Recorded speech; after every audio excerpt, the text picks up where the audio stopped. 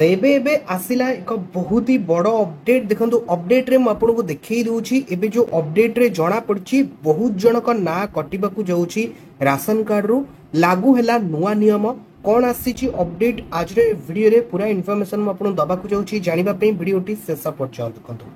जय जगन्नाथ मते बासे स्वागत करूची हमर एक नुवा वीडियो को। वीडियोटी पसंद लगिले वीडियो को निहाती लाइक करिवे, चैनल को नुआ आस्तिले एबे ही चैनल को सब्सक्राइब करी पाकर थिबा बेल आइकन टिपी ऑल सिलेक्ट करिया को जमार भी भूलिबे नाही। राशन कार्ड धारी मानक पई आसिला एक बहुत ही बड़ खबर, बड़ घोषणा करिसेंती सरकार। राशन कार्ड उपभोक्तांक ना काटी दिया जिबार संभावना रहिछि।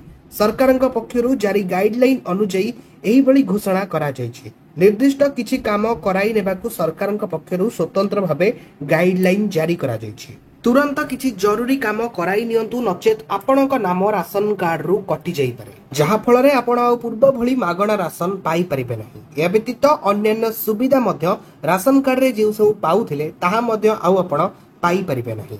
राशन कार्ड धारक तुरंत ई-केवाईसी करिबाकू पड़िबो, जहाँकि जून 21 तारिख रु ऑलरेडी आरंभ होई सारिछि।